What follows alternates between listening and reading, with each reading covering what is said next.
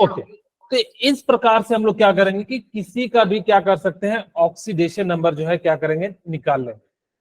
Okay, अब आपके सामने जैसे मान लो कि CONH3, अच्छा यहाँ पे तो पूरा कैलकुलेट नहीं किया ना, सॉरी, पहले पूरा कैलकुलेट तो कर ले।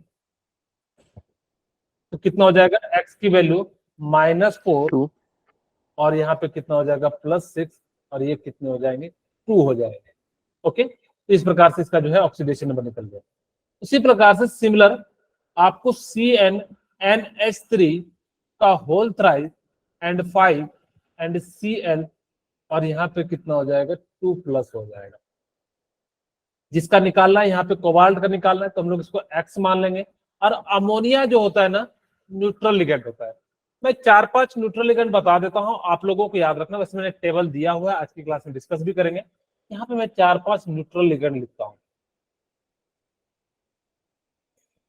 Sorry, 1 minute.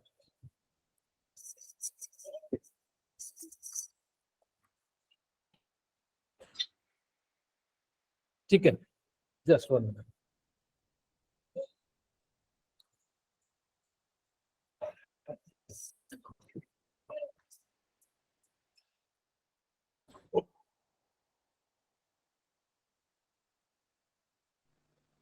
ओके, ठीक है, तो मैं कुछ न्यूट्रल लिगेंड लिख के नाम लिख देता हूं।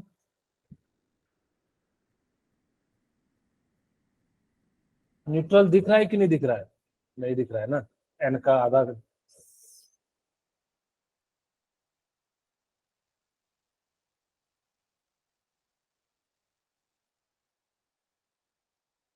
ओके, न्यूट्रल लिगेंड कौन कौन से होते हैं आपको याद रखना है, H2,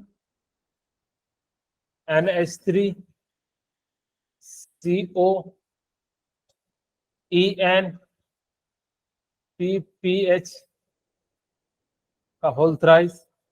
ये कुछ कुछ चीजें जो है ना आपको याद रखनी है कि H2, NH3, CO, EN, ये सभी के सभी क्या है, जो है न्यूट्रल लिगेंड है।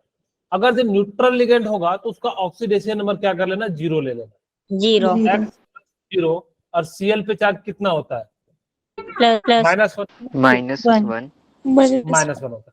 मैं ना आपको 2-3 चीजें बताता हूं, आपकी सारी प्रॉब्लम लगभग सॉल्व हो जाए। ग्रुप 1 का आप +1 ऑक्सीडेशन नंबर लेना, ग्रुप 2 का क्या लोगे, +2 और ग्रुप 16 का -2। जनरली ध्यान रखना, जनरली हाँ, ग्रुप 1 और ग्रुप 2 का आप +1 और +2 ले सकते हो, लेकिन ग्रुप 16 का -2 और जो है ग्रुप 17 का -17 का जो है हमेशा -1 होता है। ग्रुप 15 का जनरली -3 होता है, या जो भी उसके ग्रुप नंबर होंगे उसका रोमन डिजिट में ना लिख के जो है जैसे 4, 3, 2 इस टाइप वाला जो होगा वो जनरल होता है। आपको 80% जरूर जो है वही हो जाता है। आपको जैसे देखो यहाँ पे आप लोगों के लिए अगर जो क्लोरीन है ग्रुप 17 है तो -1 हो जाता है। हाइड्रोजन जो होता है वो +1 भी शो करता है और -1 भी शो करता है। वो डिपेंड करता है कि उसके सामने वाला कैसा है, मोर इलेक्ट्रोनेगेटिव है तो वो कैसा शो करेगा, डोनर के रूप में बिहेव करेगा, और अगर जब उसकी नेगेटिविटी ज्यादा होगी तो दूसरे से इलेक्ट्रॉन ले लेगा। खैर ये आप लोगों ने रेडॉक्स में पढ़ा होगा, मैंने बस जस्ट आपको बता दिया। और इस पे चार्ज कितना, -2, तो यहाँ पे कितना रख देंगे, +2, और एक्स की वैल्यू कितनी हो जाएगी, +3, तो यहाँ पे देखो। ओके ओके, इस प्रकार से हमने क्या करा कि इनकी जो है वैल्यू निकाल ली। अब एक एक करके जो है ना मैं सबके लिए जो है वैल्यू निकालता हूं। यहाँ पे ध्यान दीजिएगा, CO, H2O, EN और क्या है हमारे पास, Cl। आगे पीछे है कोई दिक्कत नहीं है, बस हमें तो बेसिकली ऑक्सीडेशन नंबर निकालना है। अल्फाबेट के अनुसार से लिखा जाता है, जब नॉमेनक्लेचर बताएंगे तो सारी चीजें क्लियर हो जाएगी। ओके, ठीक है। अब मुझे यहाँ पे जनरली हम जब भी निकालेंगे ना तो सेंट्रल मेटल आयन का निकालेंगे, क्योंकि यहाँ पे जो होगा वो जो काउंटर आयन होंगे वो जनरली ग्रुप 1 और ग्रुप 2 के होते हैं, तो उनका हमें ऑलरेडी पता है कि ग्रुप 1 होगा तो +1 होगा, ग्रुप 2 होगा तो +2 होगा। जनरली जब भी निकालने के लिए आपको कहा जाएगा वो सेंट्रल मेटल आयन या जो है डी ब्लॉक के एलिमेंट का निकालने के लिए कहा जाता है, क्योंकि इनकी जो है ना वेरिएबल ऑक्सीडेशन नंबर शो करता है ये। ठीक है, ये कैसा शो करता है, वेरिएबल ऑक्सीडेशन नंबर जो है क्या करता है, शो करता है। ओके ठीक है, यहाँ तक तो कहोगे सर कोई दिक्कत नहीं, मैं यहाँ पे जो है समझ में आ गया, इस प्रकार से होता है। ओके चलिए अब यहाँ से एक एक करके निकालते हैं, जिसका निकालना हो उसको एक्स मान लो। H2O न्यूट्रल लिगेंड है, EN भी क्या, हाँ बोलिए। CO भी तो न्यूट्रल है। CO नहीं है बेटा, कोबाल्ट है वो, ठीक है। तो आपने पहले जो दिखाया है वो मैंने ये कार्बन मोनोऑक्साइड लिखा है, मेटल के लिए नहीं लिखा है। ये जो हमने CO आप लोग वो समझ रहे हो, ये वो वाला है कार्बन मोनोऑक्साइड, ठीक है। Okay Manisha, yes sir. Monoxide, यहाँ पे ये CO का मतलब कोबाल्ट है। ओके यहाँ पे H2O 0 है और EN भी क्या है, 0 है, और CN पे -1 होता है तो -1 लिख देता हूँ, और चार्ज कितना है, +2। +2 की वैल्यू चाहो तो 0 लिख सकते हो, आपकी बुक में जो 0 लिखा हुआ होगा, यहाँ पे कितना हो जाएगा, +3 हो जाएगा। इसका ऑक्सीडेशन नंबर कितना हो गया, +3 हो गया। अब हम निकालते हैं PtCl4 टू दी पावर -2, ठीक है। अच्छा Pt का निकालना है तो x मान लेते हैं। क्लोरीन का कितना हो जाता है, -1 और -4, यानी कि -1 × 4 -4, और इस पे जो चार्ज होगा तो हम लोग क्या करेंगे, इस प्रकार से क्या कर देंगे, लिख देंगे। तो x की वैल्यू कितनी हो जाएगी, 2, यानी कि माइनस प्लस कितना हो जाएगा, 2। इसका जो चार्ज कितना हो जाएगा, +2 हो जाएगा। थर्ड वन निकालते हैं, CrNH3 का whole thrice and Cl3। Central metal ion कौन सा है, यहाँ पे ये है। अच्छा मैं यहाँ पे इसको ना अंडरलाइन कर देता हूँ, ताकि कि आप लोग जब बाद में जरूर एक बार घर पे जाओगे तो जिसका निकालना है, ओके, यहां से इस प्रकार से हम लोग क्या कर सकते हैं, निकाल सकते हैं। मुझे इसका निकालना है तो x और अमोनिया का कितना हो जाता है, 0। इनका -1 और 3 है तो यानी कि -3 हो जाएगा। ओवरऑल क्या लिखेंगे बताइए इधर, 0 0 लिखेंगे। अगर जो चार्ज है तो हम लोग क्या लिखेंगे, प्लस है तो प्लस लिख देना, माइनस है तो माइनस लिख देना, कोई दिक्कत नहीं है। यहाँ से इसको सॉल्व करोगे तो x की वैल्यू कितनी आ जाएगी, +3। बनाते हैं COBr2En का होल ट्वाइस, ठीक है, और कोई चार्ज भी है क्या, +1, ठीक है। ओके अब मुझे यहाँ पे CO का निकालना है, तो CO जिसका निकालना है तो x हो जाएगा, Br का कितना हो जाएगा, -1 माइनस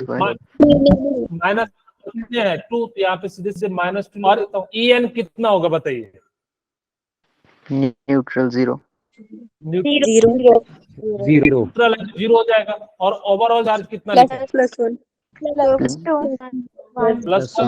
+1 ना लिखे जो सीधे सीधे 1 लिख देते हैं, इसका मतलब भी वही होता है, 1 हो जाता है, +1, ठीक है। तो इसको हमने इस प्रकार से लिख दिया। तो x की वैल्यू कितनी हो गई, 3 -2 प्लस इधर आएगा तो माइनस से प्लस हो जाएगा, 1 + 2 कितना हो जाएगा, 3 हो जाएगा। नेक्स्ट क्वेश्चन करते हैं, K3 और Fe, चलो ये जो है अंदर में है FeCN का होल 6। अच्छा देखो इस टाइप के मॉलिक्यूल्स आए ना, या तो आप सीधे सीधे निकाल सकते हो कि पोटासियम फर्स्ट ग्रुप का है तो +3 हो जाएगा, और जिसका निकालना है तो x, और CN पे चार्ज कितना होता है, -1 और कितने है, 6, ओवरऑल चार्ज कितना है, 0, ठीक है। ओके और उसके बाद आप क्या कर सकते हो, x की वैल्यू कितनी हो जाएगी, -3, और इधर जाएगा तो कितना हो जाएगा, +3। या कई जगह ना इसको ऐसे भी बना के रखते हैं कि भाई जितना आप ना कोऑर्डिनेशन स्पेयर पे चार्ज निकाल लो, ये +3 है तो -3 कर दो। मैं कहूंगा कि सीधे सीधे आप ऐसे ही निकाल लेना, कोई दिक्कत नहीं है, आप उसका यूज कर लेना। कई जगह पे ना इसको कैसे निकालते हैं वो चीज मैं समझाने का प्रयास कर रहा हूँ। वो कहते हैं कि भाई क्या करो कि कितना पॉजिटिव है उतना माइनस कर दो, तो FeCN होल 6 और टू दी पावर -3 करके अब निकालो, यानी कि जो चार्ज 0 ना होकर अब कितना हो जाएगा, x निकालो, -6 और -3, अभी भी कितना आएगा, +3। लेकिन यहाँ पे हमें मेहनत ज्यादा लगेगी, तो इसलिए मैं कहूंगा कि इस तरीके को ना यूज करके आप सीधे सीधे ऊपर वाला ही तरीका यूज कर लेना। समझ गए ना मैं क्या समझाना चाह रहा हूँ? Yes. Yes, sir. ठीक है। अब आपके लिए ये 2 क्वेश्चन है, आप लोग फटाफट से बनाइए। एक क्वेश्चन तो अभी बनाइए, अब बाकी को जरूर घर पे जाके बनाइएगा, देख के ही बता सकते हैं। तो सर आसान वाला आप, हाँ बोलिए क्या पूछ रहे हैं? सर क्वेश्चन कौन सा बनाना है? सीआर। नीचे वाला, ठीक है। ओके, एक बच्चा मेरे को कह रहा है सर आसान वाला आप बनाओगे, हमारी वाला हमसे। आप लोग भी ऐसा ही सोच रहे हैं क्या? No sir. No, सर 3 है। Okay very good plus Manisha. 3. Sir chromium वाले का निकाले हो +3 Manisha. 3. So, 3 are going to. Okay चलिए ठीक है, देखते हैं कैसे निकाले, कोई बताना चाहेंगे? 3 प्रैक्टिस किया था जो आपने एक्स सर 3 नेगेटिव चार्ज है। प्लस 0 नहीं, आंसर तो 3 आएगा, कोई डाउट नहीं है, लेकिन तरीका आप लोगों ने जो बनाया वो गलत बनाया। चलिए मैं बना देता हूँ। X C2O4 पे ना -2 चार्ज होता है, तो 3 है तो कितना हो जाएगा? -6 और इक्वल टू कितना हो जाएगा? -3। और जिन बच्चे ने ऐसा बनाया होगा कि सर -3, सर जो था उसका हमें चार्ज नहीं पता ओके था। ठीक है कोई बात नहीं, लेकिन कई बच्चे ने सोचा होगा कि सर -3 है तो +3। अगर आप फॉर्मूले से बनाते कि इसको 0 ले लेते इक्वल टू -3, तो -3 ही चार्ज आता, प्लस नहीं आता। है आपको मैं समझाना तो मैं समझा दिया कि क्या गलती कर रहे होंगे या क्या सोचे होंगे। तो यहाँ पे x की वैल्यू प्लस जाएगी तो इधर कितना हो जाएगा? 3, तो इसकी वैल्यू कितनी हो जाएगी? प्लस हो जाएगी। ये तो बहुत ही आसान सा क्वेश्चन है। NH3 का 0। सेकंड का भी 3 है। ओके, अब आप लोगों ने जो है ऑक्सीडेशन नंबर सीख लिया, कोऑर्डिनेशन नंबर सीख लिया, आप लोगों ने ये सारी चीजें जो है सीख लिया। अब एक क्वेश्चन है आपके सामने, which of the following complex are homoleptic? Multiple है। First one sir first. Okay very good, यहाँ पे क्या हो जाएगा? फर्स्ट। अच्छा, होमो का मैंने अभी बताया था डिवीजन में भी, फिर से मैं बता देता हूँ। होमो का मतलब क्या होता है? सेम। लैप्टिक का मतलब क्या होता है? लिगेंड। जिसके पास सेम लिगेंड्स होंगे उसको हम लोग क्या कहेंगे? होमोलैप्टिक कहेंगे। यहाँ पे आर यानी कि जो है मल्टीपल है, जे मेंस का है, तो यानी कि क्या हो जाएगा? एक तो इसमें NH3 और एक क्या हो जाएगा? NiCN4 जो है माइनस हो जाएगा। ओके ठीक है। ओके, यहाँ पे हेट्रोलैप्टिक भी हो सकता है। Yes sir. B and fourth. Sir हाँ third and fourth, second and okay चलिए चेक करते सेकंड हैं। And fourth. अब आपसे पूछ रहा है कि कौन जो है चिलेटिंग एजेंट नहीं है। आपको याद हो तो मैंने आपको एक बात बताई थी कि मोनो एंड एम्बिडेंटेड जो है। सर फर्स्ट नहीं है। Okay very good. Sir oxalato. Okay, तो आपको मैंने बताया था कि जो मोनो और एम्बिडेंटेड होंगे वो कभी भी क्या करेंगे कि जो है चिलेशन का फॉर्मेशन नहीं करेंगे। चिलेशन का मतलब क्या होता है? रिंग बनानी। Sir more than monodentate. Ring का फॉर्मेशन नहीं करेंगे। और रिंग में भी कौन सबसे ज्यादा स्टेबल होता है?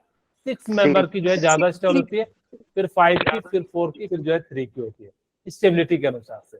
ठीक है, आपको ये मैंने जो पिछली क्लास में ये बातें बताई दी, बस आपको याद रखना है चिलेशन का या चिलेटिंग का मतलब क्या होता है। जो रिंग फॉर्मेशन करता है और जो करता है उसको चिलेटिंग एजेंट कहते हैं।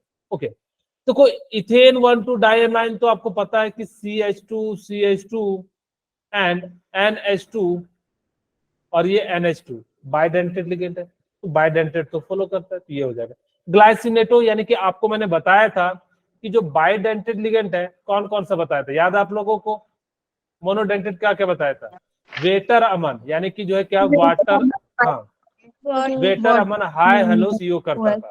ठीक है, तो ये जो है आप लोगों को क्या है? मोनोडेंटेड है। आपको मैं लिख भी देता हूँ, यही पे जगह है मेरे पास। ओके, मोनोडेंटेड में क्या था?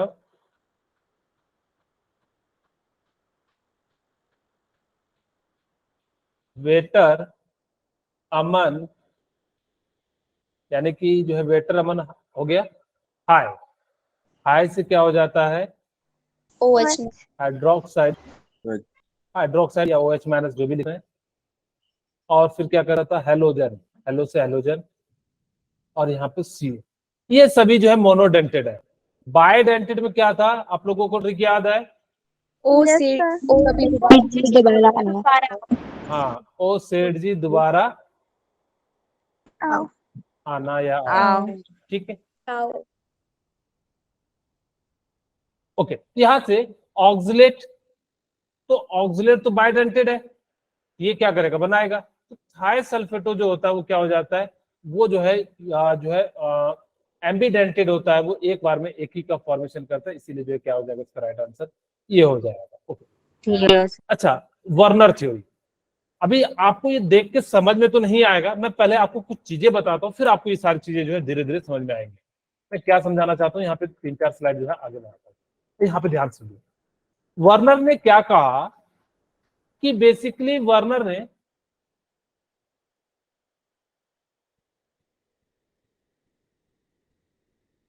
थ्योरी, वर्नर ने कहा कि प्राइमरी वैलेंसी एंड जो है जो सेंट्रल मेटल आयन होंगे, जो कोऑर्डिनेशन कंपाउंड में जो होंगे, जो मेटल्स होंगे, उसकी जो ना वैलेंसी क्या होगी, या तो प्राइमरी होगी, इसको प्राइमरी वैलेंसी भी कह सकते हो, ठीक है, या सेकेंडरी वैलेंसी होगी। ओके, ये जो प्राइमरी वैलेंसी होती है ना, इसको याद रखना, प्रीवियस ईयर में पूछा है, ये आयनाइजेबल होती है, और ये कैसी होती है, नॉन आयनाइजेबल होती है। कैसे लेट हो गए, ठीक है, बी लिंक का, इसको हम लोग क्या कहते हैं, प्राइमरी। हाँ, कैसे लेट हो गए, इतना लेट, कोचिंग गए थे क्या? सर मैं ट्यूशन में गया पे आया। ओके, ठीक। अब यहाँ पे प्राइमरी वैलेंसी आयनाइजेबल होती है, और ये क्या हो जाती है, non ionisable. Primary valency ionisable होती है, और ये क्या हो जाती है, नॉन आयनाइजेबल हो जाती है। ओके, ठीक है, यहाँ तक तो किन्हीं को कोई दिक्कत नहीं है। अब आपके सामने आएगा किस तरह हम प्राइमरी वैलेंसी निकालते कैसे है, तो आप याद रखना कि ऑक्सीडेशन नंबर को, जो भी ऑक्सीडेशन नंबर होगा, उसी को हम लोग क्या कहते हैं, प्राइमरी वैलेंसी कहते हैं। अभी आप लोगों को मैंने बताया ऑक्सीडेशन नंबर निकालने के लिए, तो हम इस प्रकार से क्या करेंगे, ऑक्सीडेशन नंबर। कहोगे सर इसको कैसे निकालेंगे, इसको कोऑर्डिनेशन नंबर से निकालेंगे, जितना भी कोऑर्डिनेशन नंबर होगा वही आपकी सेकेंडरी वैलेंसी हो जाएगी, ठीक है। ओके, अब एक एक करके आपको बताते हैं। अच्छा, ये ना निगेटिव में पाया जाता है, और ये निगेटिव एंड न्यूट्रल में पाया जाता है। कुछ भी हो, सेकेंडरी वैलेंसी जो है निगेटिव भी हो सकता है और न्यूट्रल भी हो सकता है, लेकिन जो प्राइमरी वैलेंसी होगी वो जनरली क्या हो जाती है, निगेटिव हो जाती है। ओके, चलिए एक एक करके समझाते हैं। इन्होंने पोस्टुलेट में क्या कहा, वर्नर ने बेसिकली यही बातें कही, इनको जो है शब्दों में इन्होंने लिखा है। In coordination compound metal exhibits two type of valency. According to Werner theory, जो इन्होंने क्लासिफाई किया, जो कोऑर्डिनेशन कंपाउंड में जो होंगे, जो मेटल होंगे, उनकी दो वैलेंसी होंगी, या तो प्राइमरी वैलेंसी होंगी या सेकेंडरी वैलेंसी होंगी। Primary valency are satisfied by negative ion, और जो प्राइमरी वैलेंसी है उसको हम लोग किससे सेटिस्फाइड करेंगे, नेगेटिव आयन से, and this ion are ionisable ion. और ये कैसा होता है, आयनाइजेबल होता है, यानी कि जब भी प्राइमरी वैलेंसी ही आयनाइज्ड होती है, कभी भी सेकेंडरी वैलेंसी जो है आयनाइज नहीं होती है। It is represented bye dotted line. इसको याद रखिएगा, इससे कैसे रिप्रेजेंट करते हैं, क्योंकि आगे हम जो समझाएंगे डॉटेड लाइन से रिप्रेजेंट करते हैं, ठीक है। प्राइमरी वैलेंसी है तो इसको क्या कहते हैं, और सेकेंडरी वैलेंसी है, इसको हम लोग क्या कहते हैं, डैश लाइन से या बोल्ड लाइन से जो है रिप्रेजेंट करते हैं। आपको जो याद रखे याद रख सकते हो, बोल्ड लाइन या जो है इस प्रकार से लोग यूज करते हैं। The primary valency corresponding to the oxidation number of metal ion. जो प्राइमरी वैलेंसी होगी वो क्या बताएगी, ऑक्सीडेशन नंबर से हम लोग क्या करेंगे, निकालेंगे। Secondary valency are non ionizable and satisfied by both negative and neutral ion. It is represented by solid line. अच्छा, इसको बोल्ड लाइन और जो है सॉलिड लाइन भी कह सकते हो, वर्ड में नहीं, आप शब्दों में सब जो है भावना को समझिएगा कि बोल्ड लाइन का मतलब भी वही होता है सॉलिड लाइन, ठीक है। The secondary valency refers to coordination number of metal ion, और ये क्या रिप्रेजेंट करता है, सेकेंडरी वैलेंस कैसे निकालोगे, कोऑर्डिनेशन नंबर से निकालोगे। ओके, यहां तक अगर आपको समझ में आ गया तो वापस हम जो है अपने डायग्राम पे चले। Yes, sir. समझ में आ गया ना? Yes. आपको बेसिकली याद रखना है कि प्राइमरी जो वैलेंसी होती है उसको कैसे रिप्रेजेंट करते हैं, ऑक्सीडेशन नंबर से, और ये आयनाइजेबल होता है, और ये कैसा होता है, डॉटेड लाइन से जो है रिप्रेजेंट करते हैं। चलिए अब यहाँ पे हम वापस से आते हैं, यहाँ ध्यान से सुनिएगा। मेरे पास CO, ठीक है, NH3 का होल 6 और कुछ इस प्रकार से Cl3 है।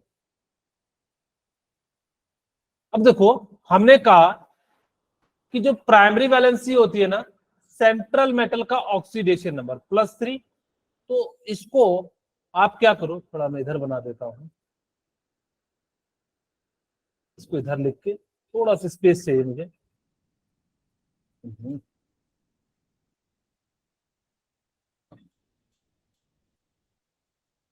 होल 6 और ये जो है क्या हो जाएगा, Cl3 हो जाएगा। ओके, यहाँ पे डायग्राम नंबर, ये जो कोऑर्डिनेशन नंबर है इसी को सेकेंडरी वैलेंसी कहते हैं। सेकेंडरी वैलेंसी को हम लोग क्या करते हैं, किससे रिप्रेजेंट करते हैं, डॉटेड से, Solid से बोल्ड लाइन। Bold line. ठीक है, वेरी गुड। हम पहले जो है ना डॉट डॉट डॉट बना लेते हैं, ठीक है।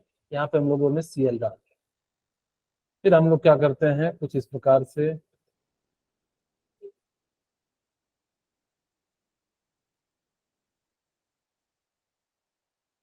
ओके, ठीक है।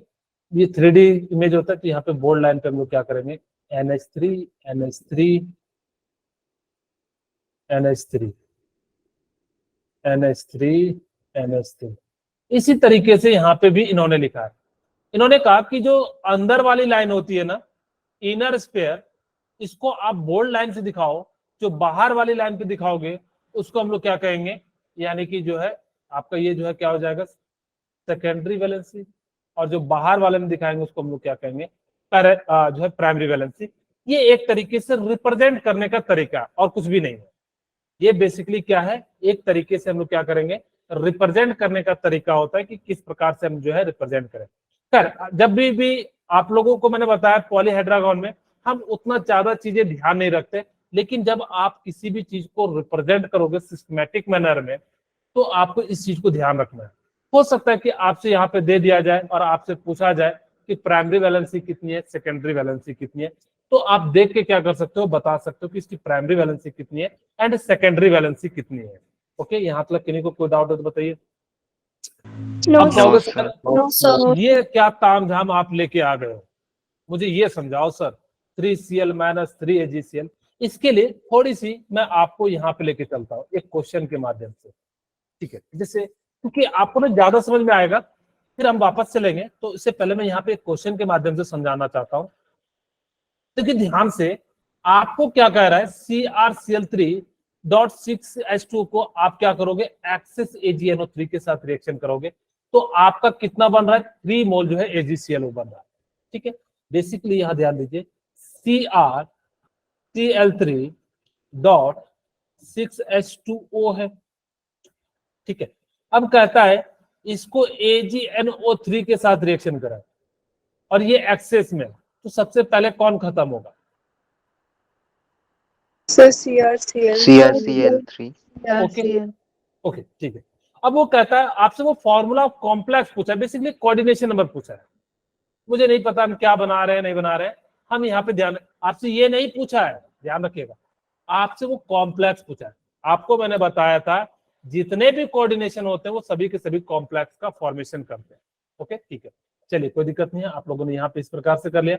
इसका देखो मैं सिंपल सा तरीका बताता हूँ, जब भी आपको कॉम्प्लेक्स बनाने आए ना कैसे बनाना, ये बुक की बातें मैं नहीं बता रहा हूं आपको, मैं अपना तरीका बता रहा हूं।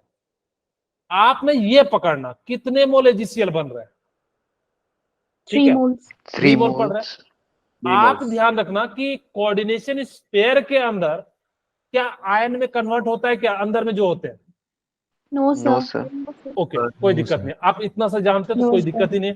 अब आप इस प्रकार से यहाँ पे मैं क्या लिख देता हूं, H2O। जितने Cl का बनाना है कोऑर्डिनेशन स्पेयर के बाहर लिख दो, ठीक है, 3Cl बनाना है, यही आपका क्या हो जाएगा, कॉम्प्लेक्स हो जाएगा। ये क्या हो जाएगा, आपका कॉम्प्लेक्स हो जाएगा, और यही बनाना है। अब यहाँ पे क्या बनेगा, CrH2O, Cl3 की जगह पे हटा के क्या कर देंगे, यहाँ पे NO3 जो है थ्राइस जो है जोड़ देंगे। ये जो है बिल्कुल आसान सा तरीका है। अब वापस अपने पास आते हैं इस क्वेश्चन के। यहाँ पे अलग अलग दिया हुआ है, यहाँ पे देखो एक दिया हुआ है CO और क्या है Cl3 डॉट 6NH3, क्या यही दिया हुआ है? ओके, ठीक है। और आपको कह रहा है कि 3AgCl बन रहा है, तो आप बताओ कि किसके साथ रिएक्शन करने पे AgNO3। AgNO3 को हमेशा एक्सेस में लेंगे ताकि कि हमारा जो है ऐसा ना हो कि जो है AgCl उतना ना बन पाए। और आपसे कह रहा है कि कितना AgCl बनाना है, 3AgCl बनाना है, तो इसका कॉम्प्लेक्स बताओ। तो हमने कहा कि भाई कितना मेरे को निकालना है, 3, तो यहाँ पे जो है 3 को बाहर कर देते हैं और NH3 होल 6, और यहाँ पे कितना हो जाएगा, Cl3। ये आपका कॉम्प्लेक्स का फॉर्मेशन है।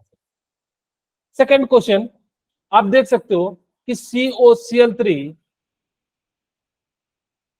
और 5NH3 है, और साथ में क्या है, 2AgCl बन रहा है। अब जितना AgCl बन रहा है उतना Cl को बाहर कर दोगे, तो यहाँ पे COCl एंड कितना हो जाएगा, NH3 होल 5 एंड कितना हो जाएगा, कितना बन रहा है, 2 मोल। यहाँ पे जो है 2 मोल को हम बाहर कर देंगे। क्या आपको कॉम्प्लेक्स अगर AgNO3 के साथ रिएक्शन करने के लिए आएगा तो क्या बना लोगे? Yes, sir.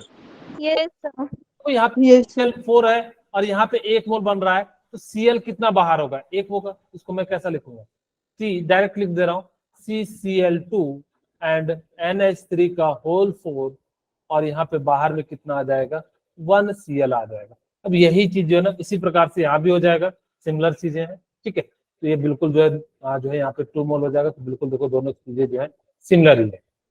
ओके, चलिए अब आपकी एनसीईआरटी में देखो दिया हुआ है, on the basis of following observation made with aqueous solution assign secondary valency to metal in the flowing compound। जब भी आप एक्सेस AgNO3 के साथ रिएक्शन करोगे तो आपके सामने क्या बनेगा, इसका स्ट्रक्चर में बनाओ तो क्या बनेगा, कोई बताना चाहेंगे? PD, बोलिए कितना Cl बाहर रखना है? 2, सॉरी 4 होगा यहाँ पे, ये NH3 और ये कितना हो जाएगा, 4, और साथ में कॉम्प्लेक्स के बाहर कितना हो जाएगा।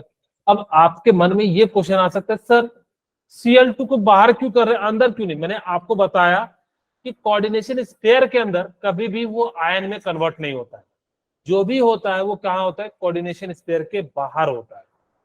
आपको ये मैंने बताया हुआ है कि अच्छा यहाँ पे मुझे बताओ कि कितने आयन होंगे इसके पास। 3. वेरी गुड, यहाँ पे कितने हो जाएंगे, 3 आयन हो जाएंगे। अच्छा सिमिलरली देखो यहाँ पे NiCl2 है, तो बताओ 6H2O और 2 मोल बन रहा है, तो इसका कॉम्प्लेक्स क्या होगा? So NiH2O 6 bracket close Cl2। Okay, very good, ये क्या हो जाएगा, इसका जो है कॉम्प्लेक्स का हो जाएगा। अच्छा मुझे बताओ कि इसका क्या होगा जब 0 आ रहा है? हम एसिटिव लिख देंगे क्या? हाँ, अब यहाँ पे क्या करेंगे कि जब 0 है इसका मतलब है कि Cl जो है आयन के फॉर्म में है ही नहीं, जब तक आयन के फॉर्म में नहीं तो रिएक्ट नहीं करेगा, तो इसका जो है कॉम्प्लेक्स कैसा हो जाएगा, Pt, और यहाँ पे क्या हो जाएगा, Cl4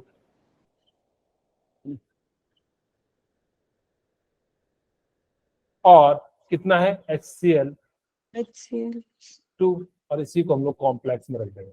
यहाँ पे जब तक आपको मैंने कहा था कि कोऑर्डिनेशन स्पेयर के अंदर के मॉलिक्यूल जो है कभी भी आयन का फॉर्मेशन नहीं करता है। इस प्रकार से आप इन दोनों को जो है क्या कर लीजिएगा, सॉल्व कर लीजिएगा।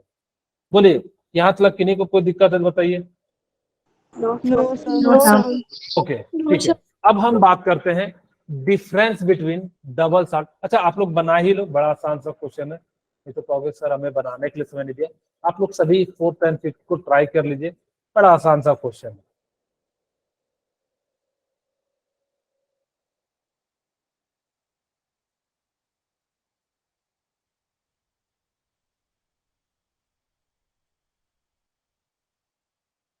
जो एंड वाला है दोनों बनाइए, 4th and 5th।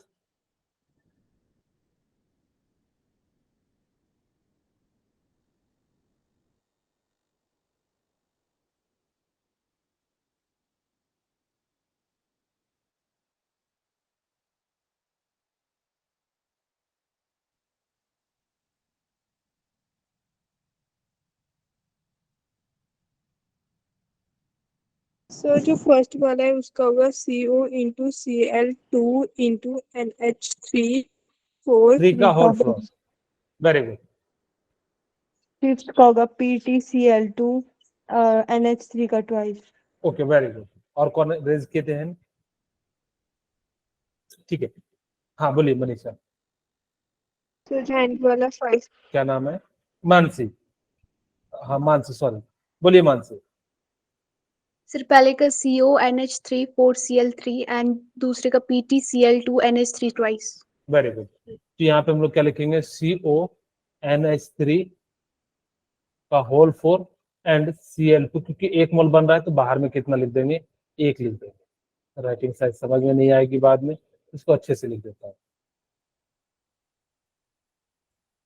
कहोगे सर आपने Cl2 को क्यों नहीं पहले लिखा? क्योंकि पहले जो है क्या आता है, अमोनिया अल्फाबेट के अनुसार से आता है, इसीलिए हमने जो है इसको इस प्रकार से लिखा, और कोई लॉजिक नहीं।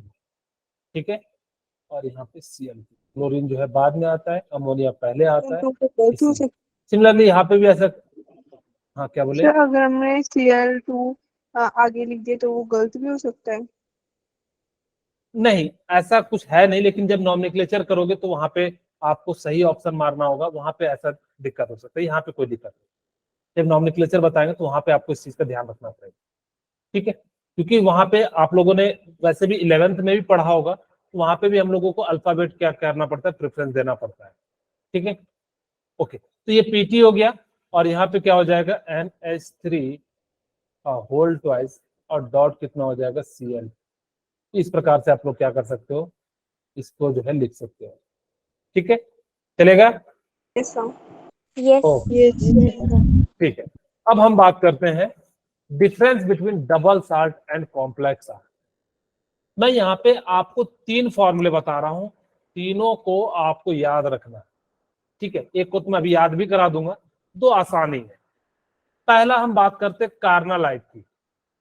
पहले ये बता देता हूं क्या डबल साल्ट होता है और क्या कॉम्प्लेक्स होता है। मैं यहाँ पे लिखता हूं कार्नालाइट क्या होता है।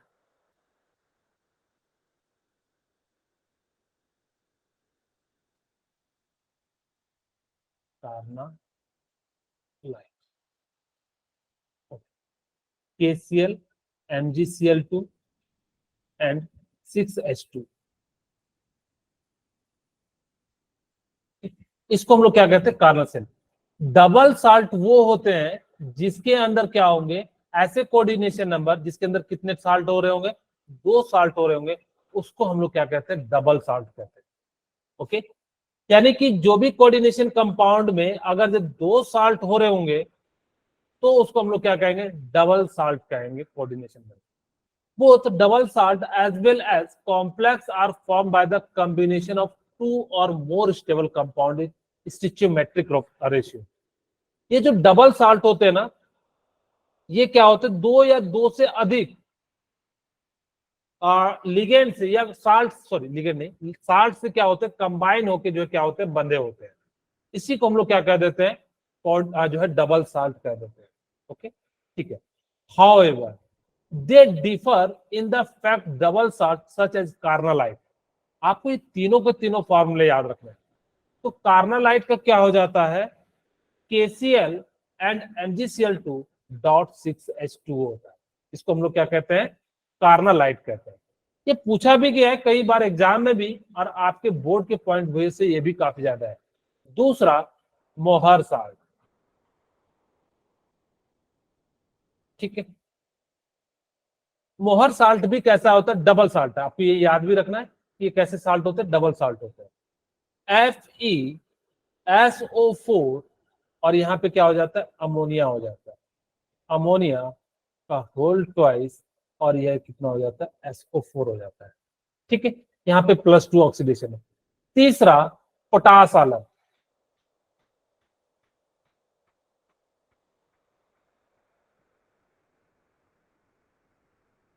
पोटास आलम को हम लोग किस नाम से जानते हैं, कोई और बता सकते हैं? सर फिटकरी। फिटकरी, फिटकरी कहाँ यूज करते हैं, किन्हीं को पता है? शेव करने के बॉयज बाद। को तो, हाँ बॉयज को पता होगा कि सेव करने के बाद हम लोग क्या करते हैं, इसका जो है यूज करते हैं, ठीक है। अब देखो, इसको याद रखने के लिए एक याद रखिएगा, अजीत कुमार, ठीक है। अजीत कुमार क्या करता है, सेविंग के बाद जो है फिटकरी लगाता है, तो अजीत से एल्युमिनियम हो गया और SO4 हो जाएगा, और यहाँ भी क्या हो जाएगा, SO4 हो जाएगा। आप लोगों को ये आता होगा मेरे ख्याल से, एल्युमिनियम और सल्फेट में इसकी 3 वैलेंसी होती है, इसकी 2 होती है। इसको क्रिस क्रॉस मल्टीप्लिकेशन से हम लोग क्या करते हैं, इस प्रकार से मॉलिक्यूल्स निकाल लेते हैं।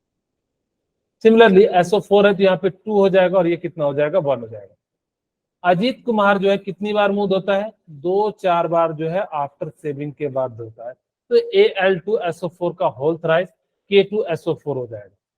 मोहर साल्ट जो होता है, यहाँ पे आयरन और अमोनिया को याद रखिएगा, और आयरन और अमोनिया के साथ हम जो है क्या करते हैं, सल्फेट को जोड़ देते हैं, और यहाँ पे आपके पास कितना पानी होता है मोहर साल्ट में, 6H2O होता है,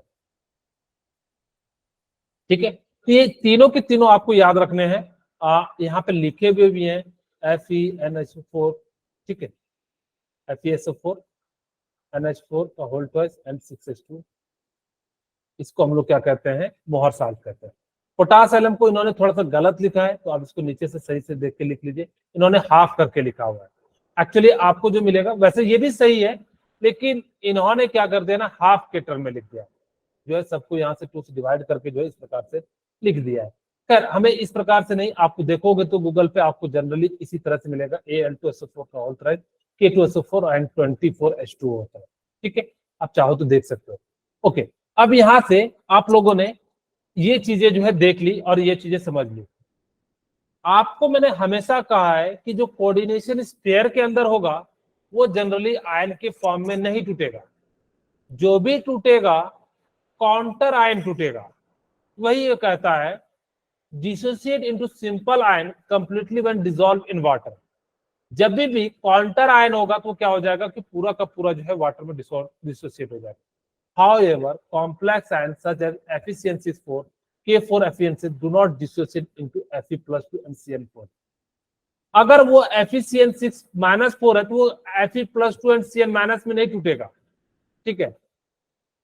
वो क्या होगा, K4 FeCN6 का किसमें टूटेगा, तो आपको मैंने बताया 4K+ एंड FeCN का होल 6 इन 2 आयन में टूटेगा, ठीक है।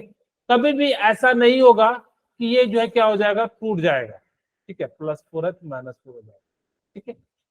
मेरी बात क्या समझ पा रहे हो, मैंने जो समझाने का प्रयास किया मैं एक बार फिर से यहाँ पे समझाता हूं। बेसिकली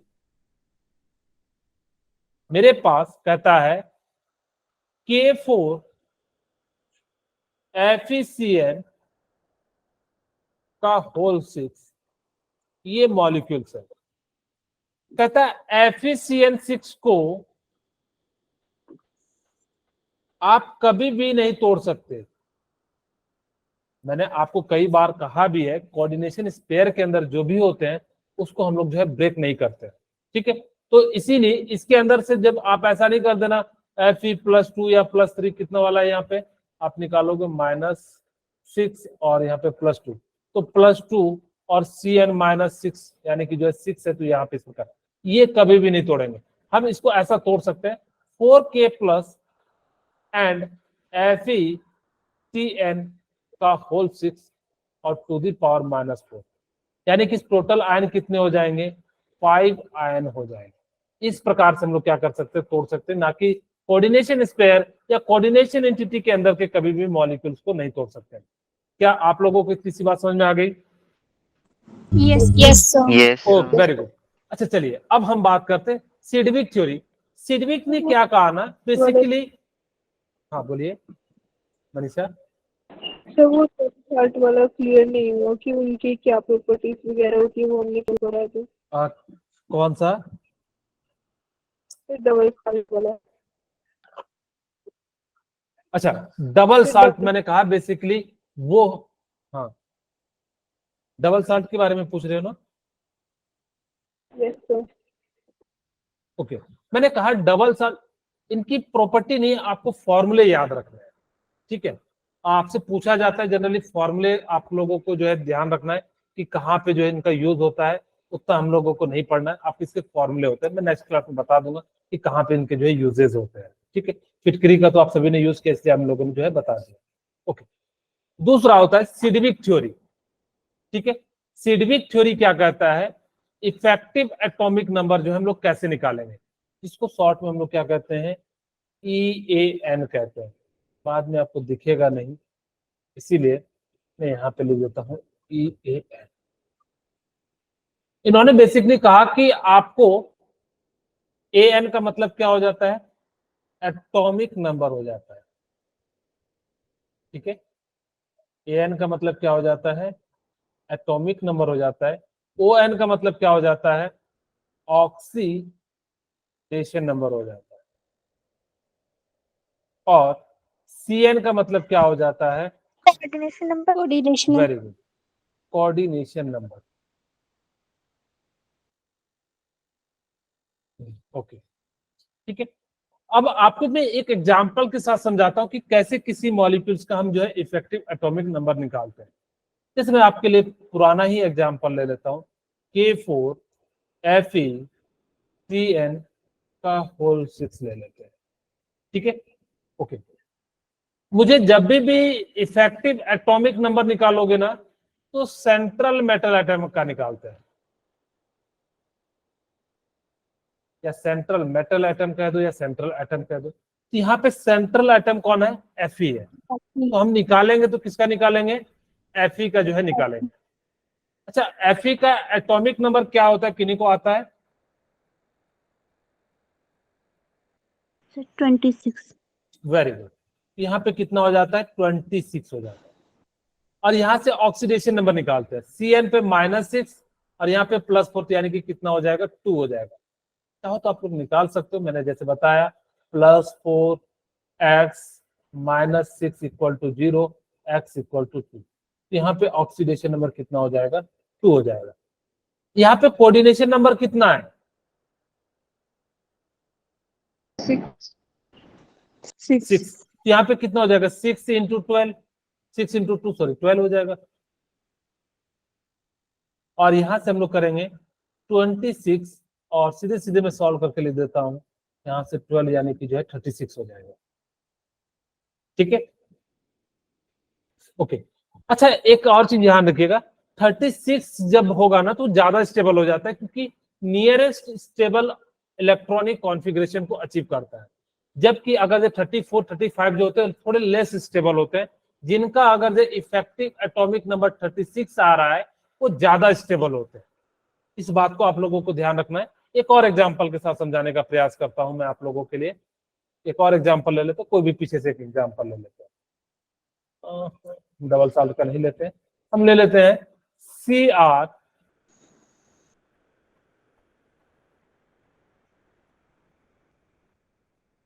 H2O का होल 6 एंड Cl3 ले लेते हैं। ओके अब मुझे जो है ना क्रोमियम का क्या करना है, इफेक्टिव एटॉमिक नंबर निकालना है। क्वेश्चन पूछा जाता है, ध्यान रखिएगा कि आपसे पूछा जाएगा कि इसमें जो है सेंट्रल मेटल आयन का इफेक्टिव एटॉमिक नंबर निकालना। तो आपके पास सबसे पहले क्या है, atomic number minus oxidation number and plus 2 times of coordination number. Okay effective atomic number sorry chromium का एटॉमिक नंबर कितना होता है, 24. 24 Very good. तो 24 इसका ऑक्सीडेशन नंबर कितना हो जाएगा? +3, यहाँ माइनस है तो कितना हो जाएगा? माइनस आप निकाल सकते हो, यहाँ पे -3 तो इस पे चले जाएगा तो +3। ओके, कोऑर्डिनेशन नंबर कितना है यहाँ? 2 × 6 तो 12 हो जाएगा, और यहाँ पे 12 में से 3 जाएगा तो कितना? 9, तो ये कितना हो जाएगा? 33। यानी कि इसकी स्टेबिलिटी जो होगी थोड़ी सी कम होगी as comparison to K4FeCN6 whole 6 का। ठीक है, इस टाइप से आपको जो है इफेक्टिव एटॉमिक नंबर आएंगे, और अगर स्टेबल पूछा जाता है तो आप देख के बता सकते हो। कैसे बताओगे? उसका इफेक्टिव एटॉमिक नंबर निकालना, और जैसे इफेक्टिव एटॉमिक नंबर निकालोगे आपको पता लग जाएगा कि जो है कौन ज्यादा स्टेबल है। अच्छा, कुछ पॉजिटिव लिगेंड है, आपको इसके नाम याद रखना। इसका क्या कहते हैं? NH2 NH3 को हाइड्राजीनियम। इसका जब हम लोग यूज करेंगे तो आपको बहुत ज्यादा होगा। ठीक है, जब भी पॉजिटिव आता है ना तो IN साथ में क्या कर देना? जोड़ देना। यहाँ पे इसको हम लोग क्या कहते हैं? कॉम्प्लेक्स। जब आप लोगों को नेक्स्ट क्लास में नॉमेनक्लेचर बताऊंगा वहां पे इनका बहुत ज्यादा यूज होगा। प्लीज आप लोग जब भी नेक्स्ट क्लास होगी, मेरे ख्याल से आपकी नेक्स्ट क्लास सैटरडे को होगी, तो आप लोग जरूर पढ़ के आना। ठीक है, नहीं तो फिर नॉमेनक्लेचर में आप मेरे से नाम पूछोगे कि सर NO+ को क्या कहते हैं, अगर आप अपने से बनाओगे तो ज्यादा चीजें याद रहेंगी। हाइड्राजीनियम को हम लोग क्या कहते हैं? हाइड्राजीनियम, IM लगा देते हैं। और इसको NO+ को हम लोग क्या कहते हैं? नाइट्रोसोनियम कहते हैं। और NO2+ को हम लोग क्या कहते हैं? नाइट्रोनियम कहते हैं। उसी प्रकार से आपके पास निगेटिव आयन होंगे तो उसको फ्लोरो, क्लोरो, ब्रोमो, यानी कि बेसिकली आइड को हटाओ और ओ को लगा दो। जितने भी हैलाइड होते हैं, जैसे क्लोराइड, तो ई हटाओ और ओ लगा दो। नाइट्राइड, ई हटाओ, ओ लगा दो। तो इस प्रकार से हम लोग क्या करते हैं? इन सब चीजों को याद रखना। CN के लिए साइनो यूज करते हैं, हेलोजन के लिए फ्लोरो, क्लोरो, ब्रोमो यूज करते हैं। हाइड्राइड के लिए हम लोग क्या करते हैं? H+ हाइड्राइडो यूज करते हैं। NO2 के लिए नाइट्रो यूज करते हैं। NO2- के लिए नाइट्राइटो यूज करते हैं। NO3- के लिए नाइट्राइटो यूज करते हैं। OH- के लिए हाइड्रोक्सो यूज करते हैं। NH2 के लिए एमिडो यूज करते हैं। सिमिलरली यहाँ पे SO2- के लिए सल्फाइड होता है, सल्फाइटो होता है, थायोसल्फाइड और कार्बोनेट। इस प्रकार से हम लोग क्या करेंगे? इसको यूज कर लेंगे। न्यूट्रल लिगेंड को हम लोग क्या करते हैं? आप लोगों को याद रखना है, इनके नाम भी याद रखना। अमोनिया, H2NO3, OCH3 और PH3, और सभी का जो है ये जो है नाम जरूर एक बार रिकॉल करके आना, ताकि कि हम लोग जो है याद कर सके। और क्या होता है? पीएच, जो आप लोगों को बाइफिनाइल बताया था, जिसको हम लोग ट्राइफिनाइल फास्फिन भी कहते हैं। और यहाँ पे H2NCSNH2 हाई यूरिया भी कहते हैं। आप लोगों को यूरिया भी जो होता है क्या होता है? न्यूट्रल होता है। ठीक है, और ये जो होता है C6 जो इस प्रकार से स्ट्रक्चर होता है हमारा जो है, इसको हम लोग क्या कहते हैं? प्रिडीन कहते हैं। ठीक है, इसको हम लोग क्या कह देते हैं? प्रिडीन कह देते हैं। तो ये न्यूट्रल लिगेंड है, एंड इस सब चीजों को याद रखना है। और आज की क्लास यहीं पे रखते हैं। हाँ, नवनीत कौर बोलिए।